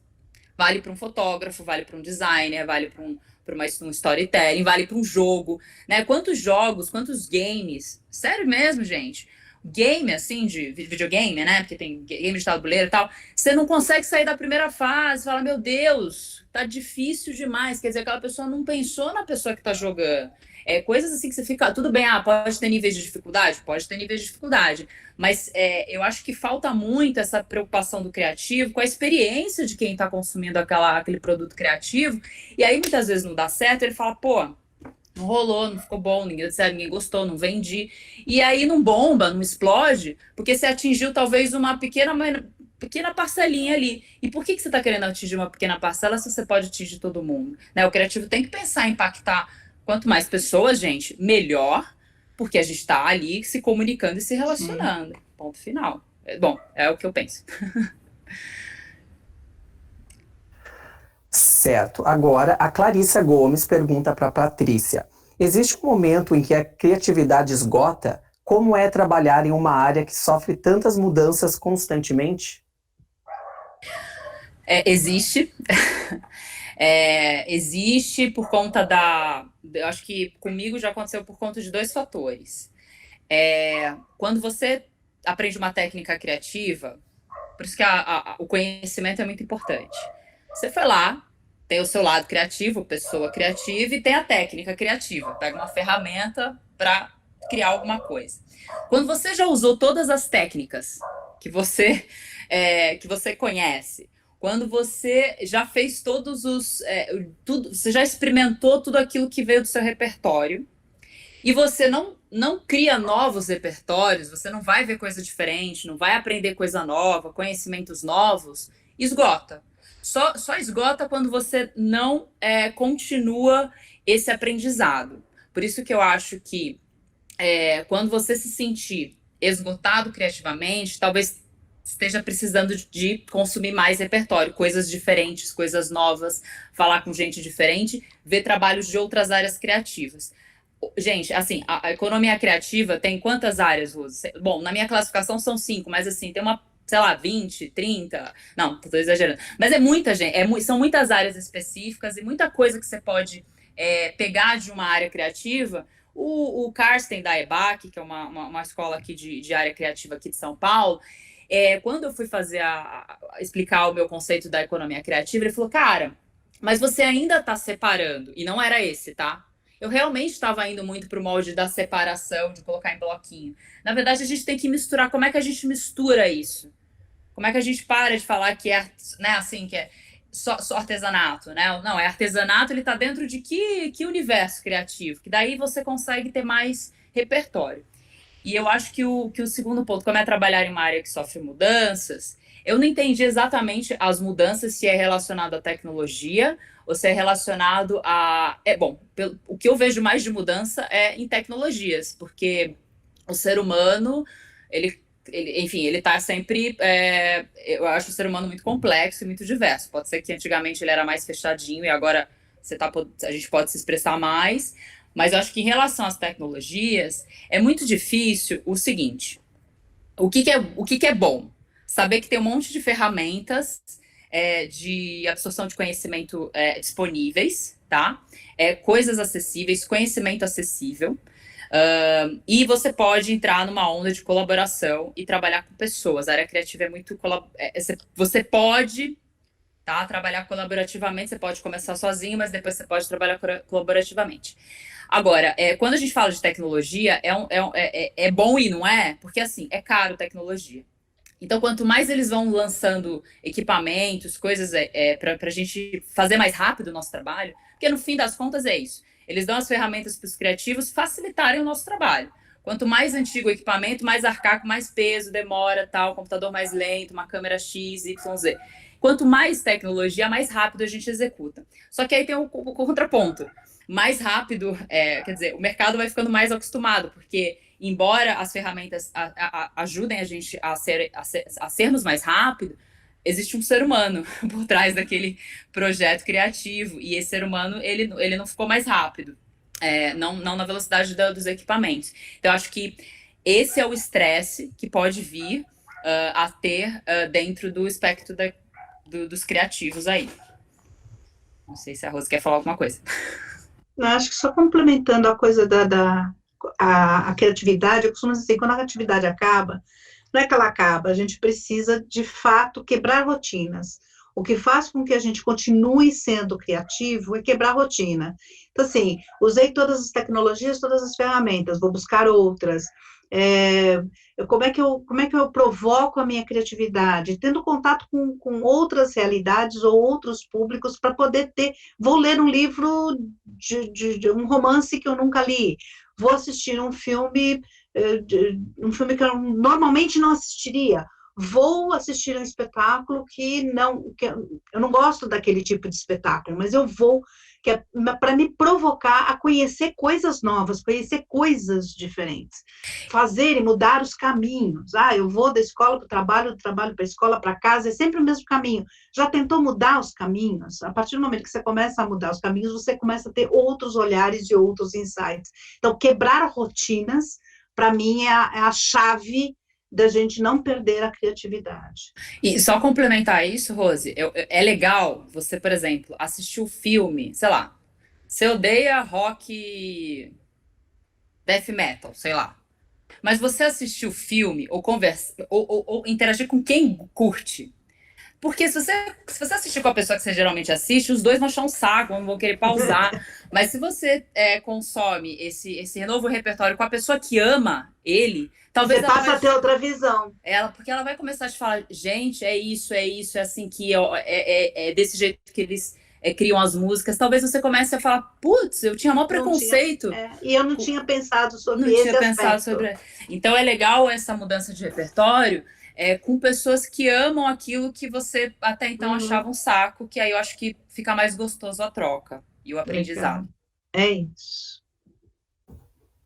Certo. A Bianca da Silva reflete. Acho que a indústria criativa está diretamente ligada às redes sociais. E pergunta para ambas as convidadas, o empreendedor que quiser estar por dentro do mundo digital deve entender da linguagem da internet e não somente estar atento às trends do momento?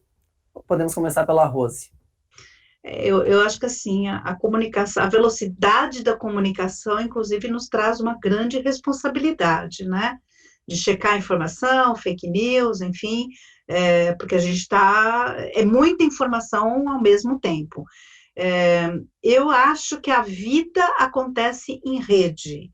Eu não consigo conceber nada, né, se não for em rede.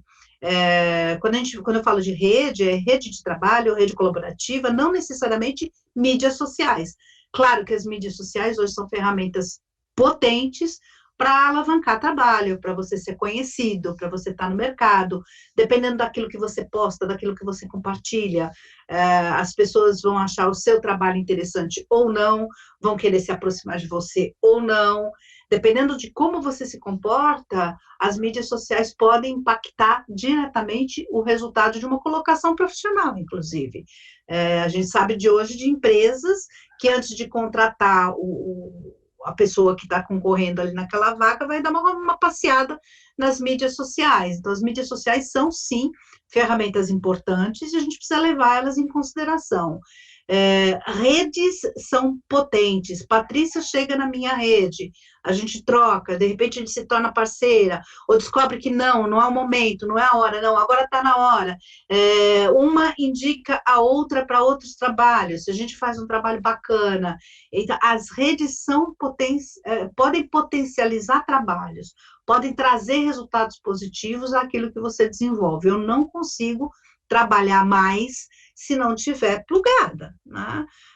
O resultado daquilo que eu faço acontece nas mídias sociais, acontece em todas as formas de comunicação, em todas as mídias. Só não estou no TikTok ainda preciso aprender o TikTok, tem mais essa, porque todo dia tem novidade. E preciso descobrir se aquela mídia é adequada para o que eu quero fazer. Porque, de repente, não é a melhor ferramenta para eu usar para aquilo que eu faço.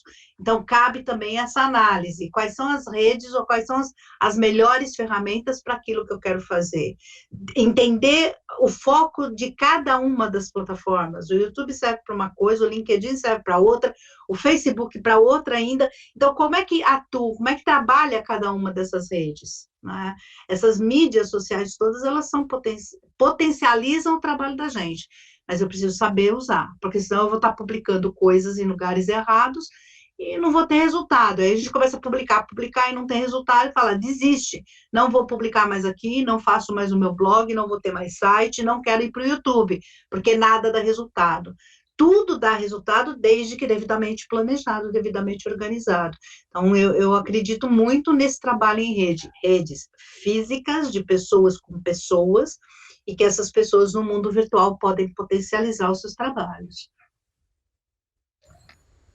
Só comentando, para o criativo é essencial as redes sociais e as redes em geral, onde ele vai...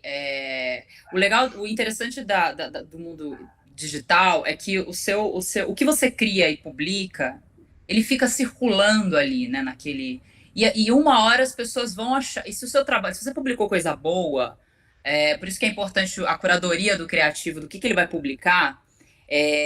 Isso, por exemplo, começando carreira, vai publicar lá um vídeo que não é lá essas coisas, mas é um trabalho que tá legal. Publica. Lógico que daqui a um tempo você vai tirar aquele vídeo, porque talvez se alguém puxar, vai achar que você ainda está naquele estágio, né? Então, você tem que fazer uma reciclagem na sua rede digital, nas suas redes sociais, porque você vai evoluindo. E ela é, sim, um ponto todo o meu trabalho, quando eu voltei do meu intercâmbio, as pessoas se conectaram e conheceram o meu trabalho por causa das redes sociais, de blog, de YouTube. Senão eu ia ser uma criativa ali só ali no mundo offline. E foi o mundo online que fez com que as pessoas vissem e gostassem e se relacionassem comigo. Então, está extremamente ligada, tem que ser pensado de uma forma bacana.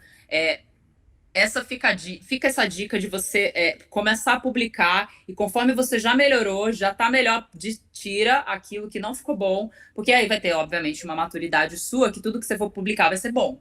Aí é legal. Essa fase vai ser boa porque você realmente vai falar, eu só vou publicar isso aqui. Mas quando você está começando, tem que mostrar para as pessoas, para colher feedback, para ver o que está rolando.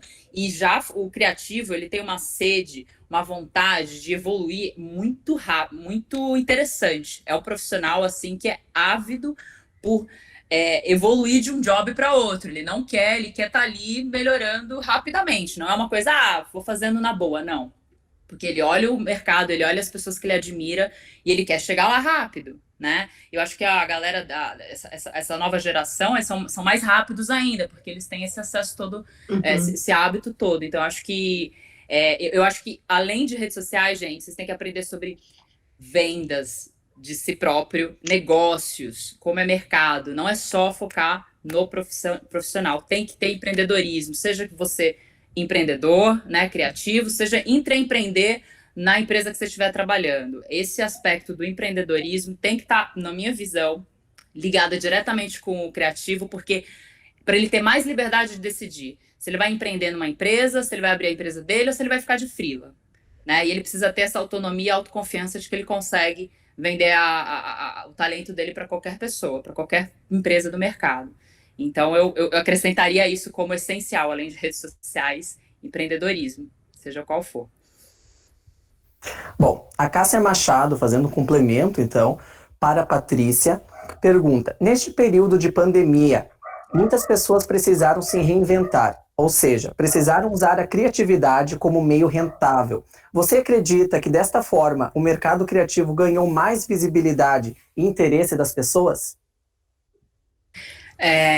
Se ela estiver falando em relação ao consumo, com certeza, né? Eu acho que o consumo foi valorizado, a necessidade de consumir arte de várias formas, né? Séries, enfim, as plataformas de streaming, música, o que for de entretenimento, para você não ficar na rotina ali de acordar em casa, né? Aquela rotina de lockdown.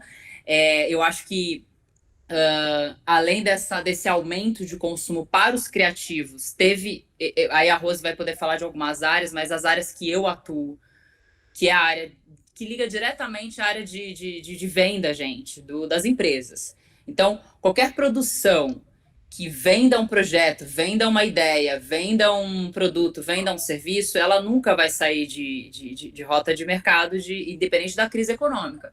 Porque independente se está bom ou se está ruim, os criativos têm o trabalho de transformar qualquer coisa em algo atrativo, né? Então, para mim, a área realmente não parou. Eu não parei de trabalhar, eu tive demanda, eu inclusive faturei mais do que eu faturei em todos os outros anos da minha carreira aqui no Brasil. Então, assim, eu acho que teve áreas que foram bastante afetadas, talvez os criativos que trabalham mais diretamente com os editais, né, Rose, deve ter sido bastante afetado, mas os criativos que estão nessas áreas mais comerciais, onde o dinheiro rola, esses aí só tiveram crescimento durante a pandemia, tá? Então, temos que olhar, eu quero fazer cinema? Podemos fazer cinema, mas não vamos pensar só no cinema, porque cinema no Brasil não é algo tão simples. Vamos pensar em usar o nosso talento dentro do audiovisual, por exemplo, para o mercado, porque tem que ver assim, onde que o dinheiro está, público, privado, tarará, e você poder ter o conhecimento de percorrer nesses mercados quando você quiser.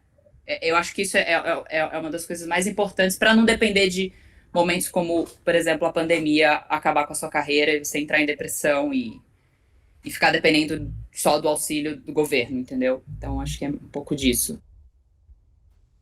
Eu acho que a pandemia jogou muitos profissionais no mundo virtual de uma maneira meio de qualquer jeito, né? Alguns profissionais já vinham indo para o mundo virtual de alguma forma, e durante a pandemia potencializaram o seu trabalho. Os que estavam completamente offline, trabalhavam só em casa e no olho, tiveram que se reinventar. Então, assim, professores tiveram que se reinventar, a tia que entregava marmita teve que se reinventar, o cara que conserta carro teve que se reinventar, todo mundo teve que se reinventar de alguma forma, porque ou estava enclausurado e não podia trabalhar e precisava descobrir um jeito de ganhar dinheiro, de fazer o dinheiro entrar em casa, porque as contas e os boletos continuavam vencendo, e aí o mundo virtual foi potencializado, e todos os que trabalhavam com o mundo virtual, os caras, os filmmakers, os videomakers, os técnicos de som, os caras que trabalham com manutenção de equipamentos, todos esses profissionais foram demandados e muito durante a pandemia.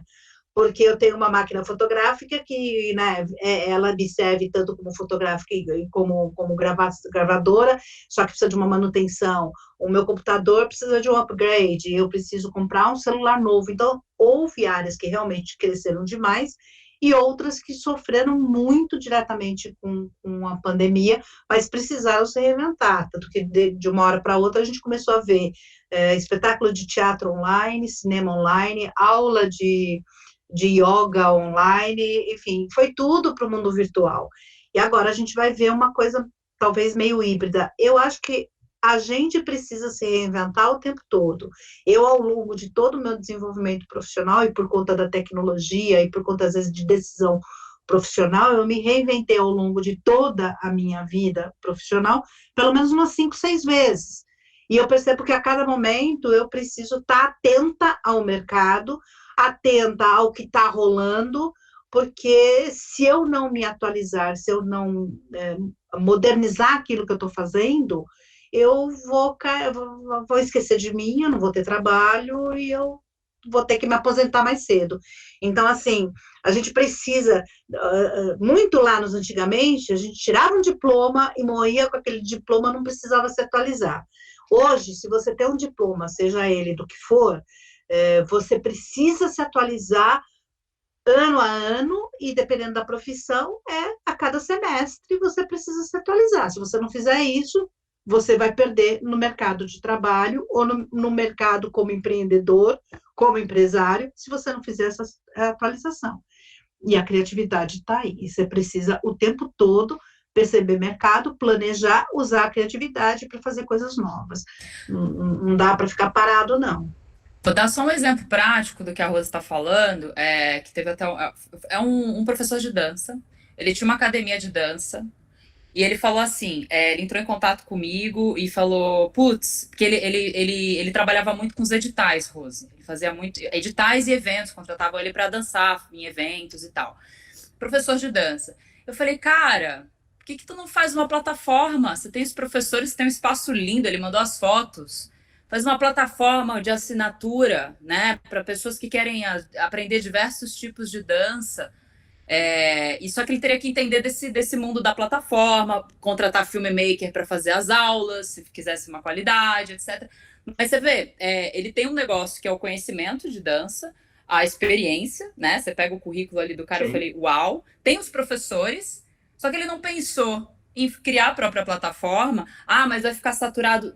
Dane-se, a pessoa que quer aprender com você, ela aprende com você e ponto final. Pode ter 10 Roses ensinando gestão. Vai ter um que vai gostar da Rose, vai ter um que vai gostar da Letícia, da Patrícia, e tá tudo bem, gente. Milhares de pessoas no mundo. E os cursos online, eles têm aí, só para vocês terem uma ideia, às vezes de 1.000, 10, 20, 30 mil alunos só, e o resto dos alunos estão aonde? Tem gente pra caramba para todo mundo, então não pode ter esse medo de entrar no digital se você tiver vontade, obviamente, porque daí também tem que entender o que são as escolas, as universidades. Foi uma que teve que se reinventar rápido, senão ia começar a perder aluno. Então tiveram que melhorar os sistemas das plataformas, aulas interessantes, para não ficar só também. Você tem aí várias plataformas de educação, de empreendedorismo, Meu Sucesso, de área criativa, tem o Masterclass dos Estados Unidos, com aulas com o David Lynch, né? A gente trazer aí nomes e a gente poder estudar também com pessoas que a gente admira. Então, assim, todo mundo se parar para pensar. E aí que entra os criativos, esse professor, porque realmente eu não tinha como oferecer isso. Mas eu poderia, se eu fosse uma filmmaker, falar, vamos fazer o seguinte, Mark, eu entro com você nesse negócio, eu quero 20%, vou ajudar você a montar essa plataforma, faço a produção de vídeo. Faz uma parceria, e aí você também pode ter outros tipos de remuneração, que não só o hora paga. Então, eu acho que tem que abrir a cabeça aí pra gente, porque tem muita coisa que dá para fazer, gente. Só digo isso. Certo.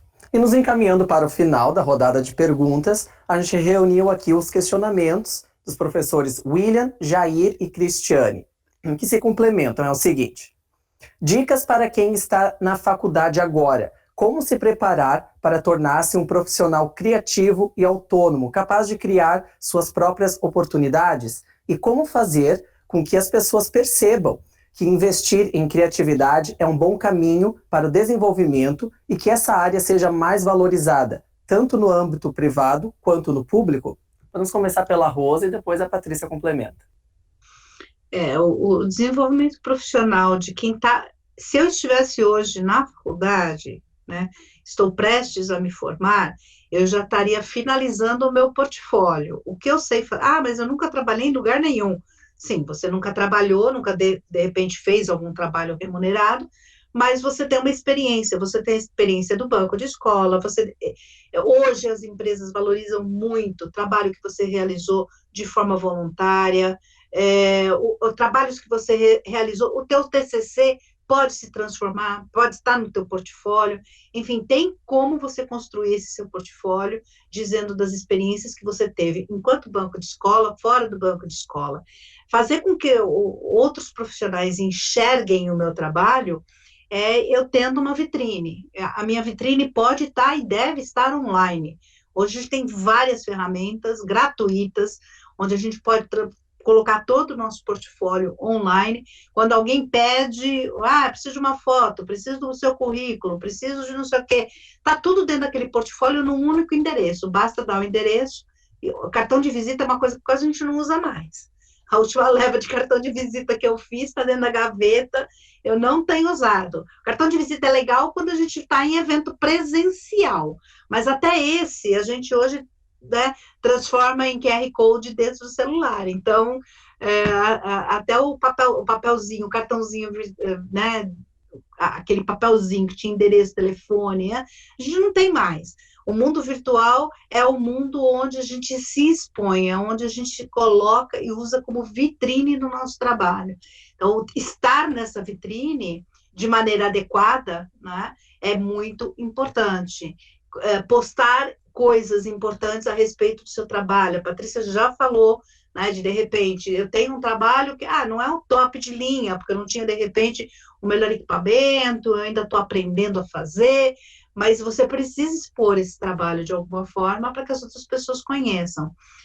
Saber se portar durante as entrevistas, nos contatos pessoais, treinar isso, né, na frente do espelho, o que falar, perguntar para as outras pessoas o que se pergunta, para você estar preparado para as respostas, dominar o conteúdo. Eu acho que dominar um conteúdo é importante, porque aí você não fala bobagem, né? Se colocar, eu sou expert in designer, eu sou um designer top de linha, eu aprendi isso. Então, ok, você é especialista, se forem perguntar para você coisas de manutenção de um carro, você não vai saber responder, mas sobre aquela praia que você domina do design, você consegue responder. Então, dominar o conteúdo, dominar as informações, estar preparado e se preparar para as entrevistas online ou presenciais. Hoje se faz muita entrevista online, a gente já tem profissionais que foram contratados, estão de carteira assinada e nunca estiveram presencialmente na empresa. Foram contratados, mandaram portfólio, currículo online, foram entrevistados online, estão trabalhando online, em home office, né? O trabalho home office é um trabalho que requer muita disciplina, você precisa ter horário para começar e horário para terminar, e as empresas também estão aprendendo a trabalhar, né, e não usar demais esse funcionário, porque tem um horário para começar e horário para terminar, e a gente, quando é freela, né, e a gente tem projeto para entregar, a gente, né, arrepia 2, 3 dias, às vezes nem dorme direito para poder entregar um trabalho, mas se dá o direito, quando é freelancer, de poder dormir 2, 3 dias, porque se matou 2, 3 dias para entregar um trabalho. Então, requer disciplina, requer organização, e uma palavrinha que a maioria de nós não domina, que é o planejamento. Para tudo isso, a gente precisa planejar. O que eu quero enquanto resultado profissional, o que eu gosto de fazer, o que eu vou fazer a partir de agora. Eu quero emprego CLT, carteira assinada, sabendo que os empregos CLT são cada vez mais raros, né? Então, vai ser um desafio conseguir uma carteira assinada.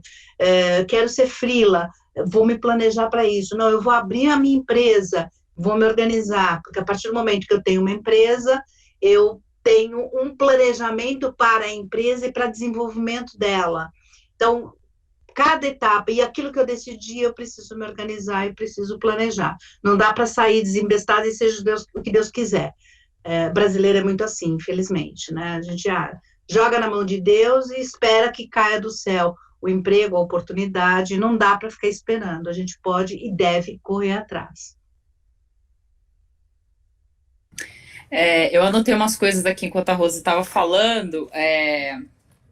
Primeira coisa, todos os trabalhos, gente, que o professor passar, começar a dar bronca, façam como se fosse para um cliente, como se fosse para o mercado. Não faz como se fosse, é só um trabalho da faculdade, sabe assim? É só um trabalho só para eu tirar uma nota, para eu, sei lá o quê, whatever. Se você escolheu a faculdade que você está fazendo, provavelmente você tem interesse em trabalhar no mercado de trabalho com ela, né? Então, assim, faça todos os trabalhos como se fossem para entrega de cliente, para os seus clientes. Ou seja, vocês têm que colocar o máximo de vocês e exigir dos professores que eles deem o máximo de conhecimento que vocês precisam para fazer o super trabalho, porque é para um cliente, né? O cliente, no caso, é o professor, mas eu estou falando com a mente de cliente porque o mercado exige. E você só consegue entrar e começar uma boa carreira se você é bom, entendeu? Se você faz um trabalho diferenciado.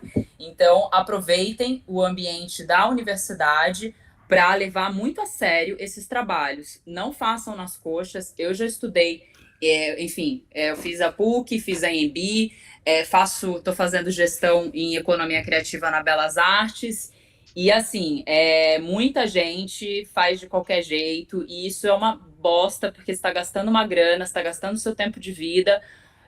Então, assim, vamos fazer direito, vamos dar o sangue, paixão naquele momento que você está criando o trabalho, tá bom?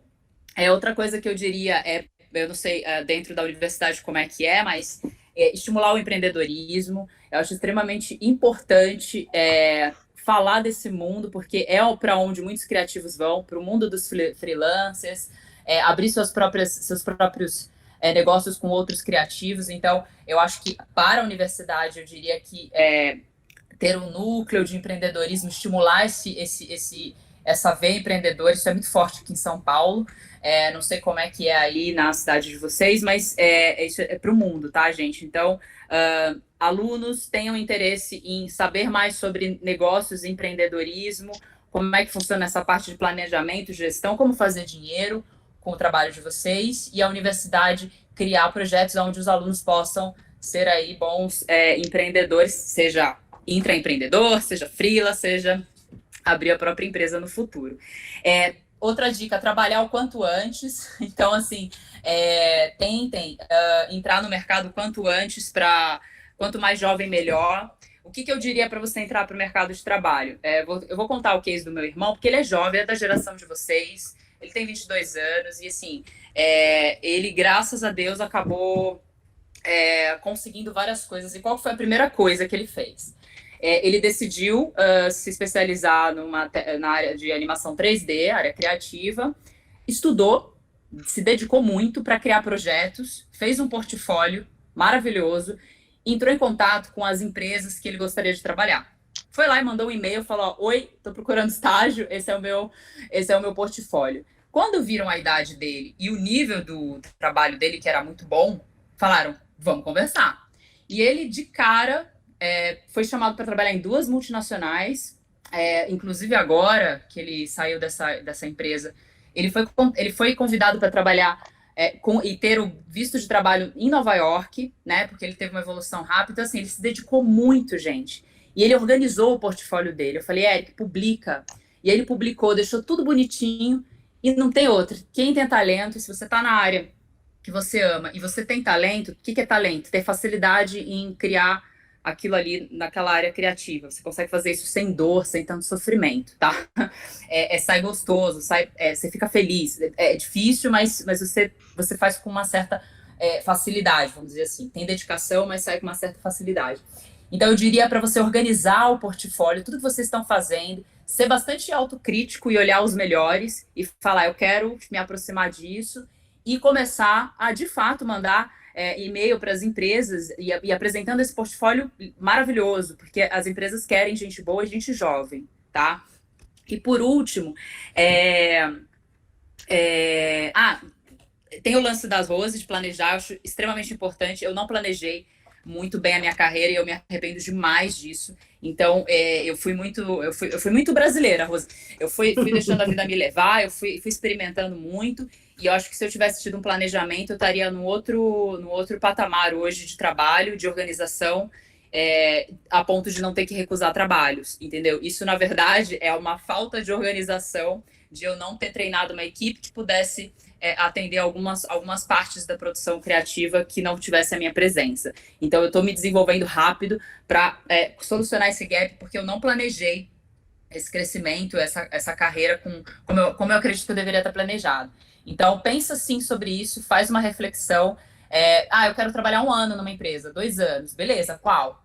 Né? Vai decidindo, vai traçando o que é possível. E a última dica é que para vocês não pedirem trabalho, vocês oferecerem ideias, vocês apresentarem, não falar, você tem isso para mim, porque tem um monte de gente pedindo, tá? Então, se você já chega trazendo uma coisa diferente, trazendo uma ideia nova, chamando para tomar um café, e aí você se apresentar a pessoa e depois o seu trabalho, que foi o que meu irmão fez, ele falou, a gente pode tomar um café, ele não foi, por favor, me dá emprego e tal, porque isso me dá emprego, assim, o porquê? Por que eu daria, né? É só o que você está pedindo.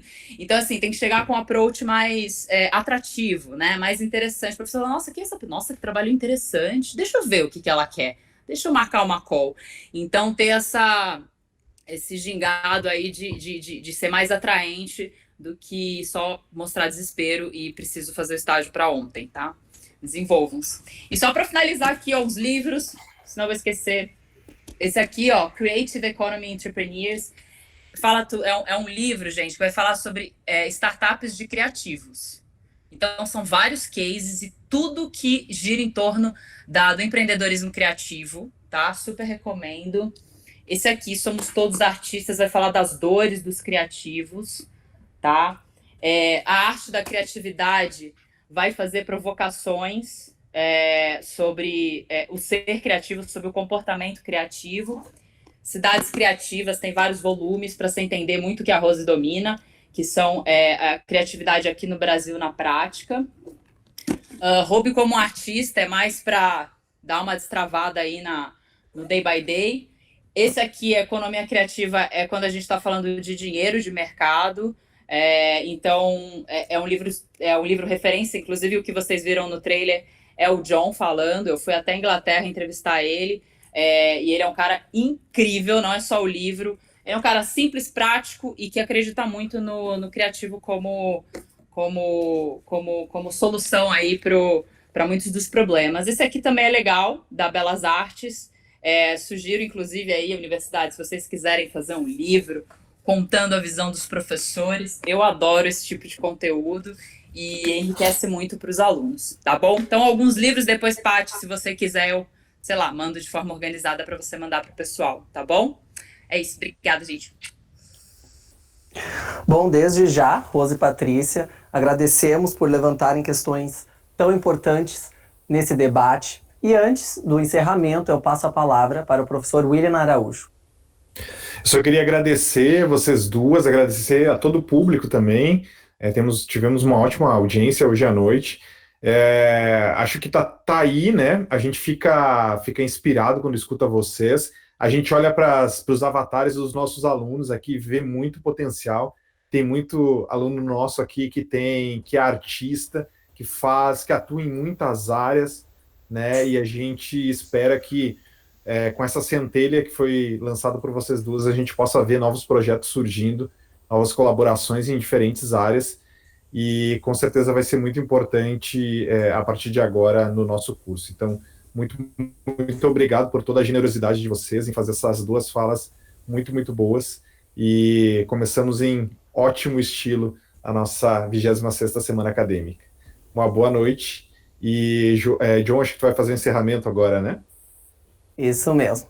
Mais uma vez, agradecendo Agradeço a Rose e a Patrícia.